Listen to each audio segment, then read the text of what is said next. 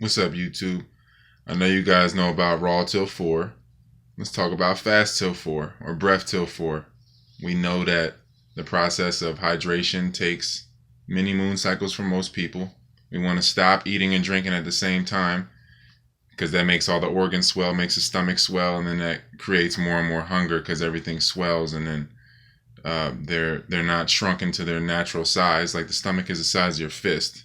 So you eat things that don't make you dehydrated. And when you eat things that don't make you dehydrated, then you're not going to crave hydration immediately after eating something. Because a lot of people, they equate satisfaction with dehydration, because dehydration is pretty much the first disease. So you have the dehydration that causes the inflammation, the swelling. So because you're eating acid, the acid causes dehydration. The acid erodes the swells, the cells. Everything swells up, just like any injury, and your body, fills up, holds on to more water so that it can swell and heal, and then you continue to eat acid, so then the injury never stops. But if you hydrate properly, drink your hot water, 3 to 5 cups of the alkalizing herbs a day, and take your capsules on an empty stomach. The more and more you push off chewing, the better your breath will be. And the better your breath will be, the more in touch you'll be with your center or your core. Because as you expand the diaphragm to breathe, it gives you reference point to what your true center is. And those moments where you get dizzy are those moments where you're aligning with the center and you're changing your alignment. So all your reception is changing. So your vision changes, your sound changes, your smell changes, and you feel it or you hear it in the body, just like when you change a channel on your tuner. It's the same thing.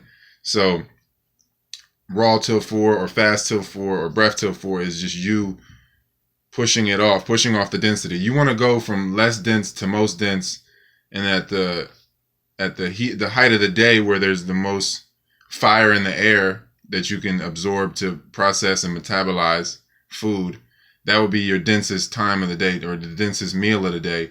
Get that done so you have all day to process it, and then you work your way gradually back down to less dense foods or just liquids until you're going into the alkaline state as the day evens or evening.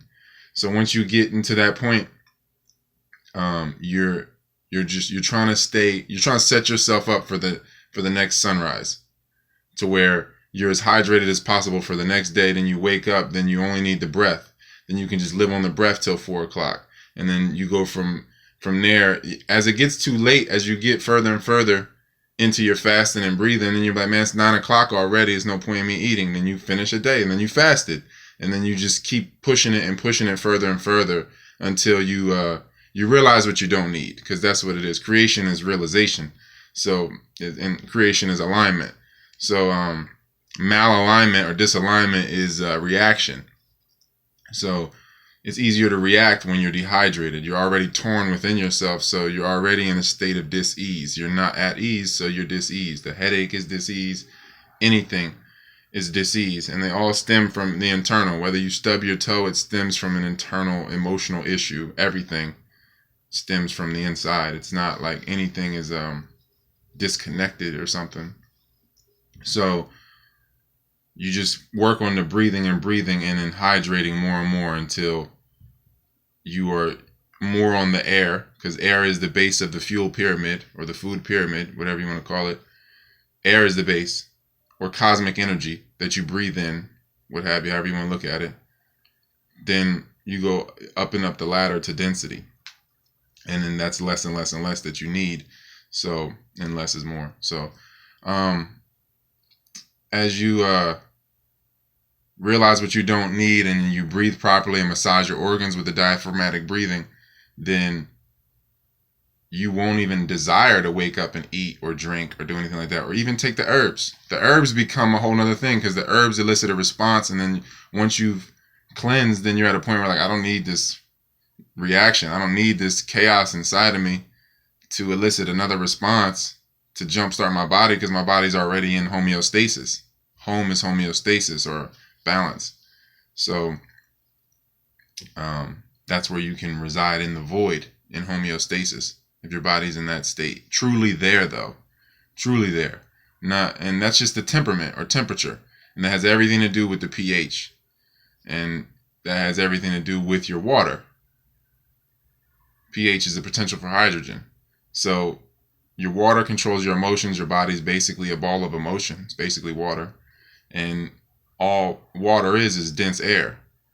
So if you control that, you control the emotions before they snowball into dense, from the thought to emotion. That's all emotion is dense thought. Like water is dense air. If you control it before it snowballs and change your air, then your water has to follow. So they all play off each other. The elements the building blocks. So it's just how's your foundation from air on upwards to earth, or downward to earth, I should say. However you want to look at it. I don't want to argue with anybody. I'm just saying that if you control your breathing and breathe from the diaphragm, that your appetite will automatically change and you don't have a choice. So it's just something that we should be privy of. We should acknowledge the breath more and more. Every time you want to check the clock, every time you want to know something, I want to know what day it is. I want to know what time it is, because the knowing is the trauma, stems from trauma and the emotional flinching. So when you're looking at the clock and you look at the numbers and all the synchronicity or whatever you want to call it, that's just reminders to breathe. It's the pulse of the universe telling you to breathe. So, and this is review for a lot of people that have been watching me, but I'm just saying that the more and more you do that, then the more and more you realize, like, you're stepping away from the numbness, from the numbers or the numbers. You're getting out of the gematria, out of your name and your birth date and all these things, and what today is, what tomorrow will be, what yesterday was. All that stuff starts to dissipate as you lose sight of what in and out is. And the only way to do that is to control the breathing until you become a swinging door of the breath and you don't know what inhale and exhale is, because you're breathing so properly and so quietly that you only feel the sensation of breath going in and out as the lungs push out, because they don't suck. We're in an enclosed environment. The body is an expression of the environment we're in. So we're in an enclosed environment. Everything is connected. But I'm saying that we're in an enclosed environment and that all space is filled with the ether. Whatever, even if you're a heliocentric person, all space is filled with ether or dark matter or dark energy. Energy is matter. E equals MC squared. Energy is matter. So air is energy. Energy is matter. All space is filled. You don't suck when you inhale. You push the lungs out, and the atmosphere inside and out changes. And if you lock the air in the body by pushing up on the roof of the mouth so you can push into the glands like the pituitary and everything to stimulate all that activity in the midbrain, and you lock the sphincter in, like the pressure that you would apply if you were to hold your urine midstream. If you lock the bottom and the top, and then you breathe properly from the diaphragm and expand this, then you can metabolize the breath and utilize it fully. So as you do that more and more, you're going to eliminate everything that is excessive and unnecessary, because that's where pride stems from. Pride stems from external responsibility or illusions. That's what a lie is. You're lying to yourself is the first pride situation, to feel like you can do that there's separation between you and anything, like you can get away with anything from yourself. And then pride itself is pretty much the epicenter of all the sins. So it just comes down to pretty much just respecting. Just respect. That's really about it. Respecting the breath, respecting doing everything completely, fully breathing. Then you have full thoughts. Then you have full emotions. Then you have full actions. And then your life is full and complete and content. So it really is about applying that will in every moment and breathing in every moment that you have an opportunity to do, and do what you can while you can, and know the proper pressure to do things.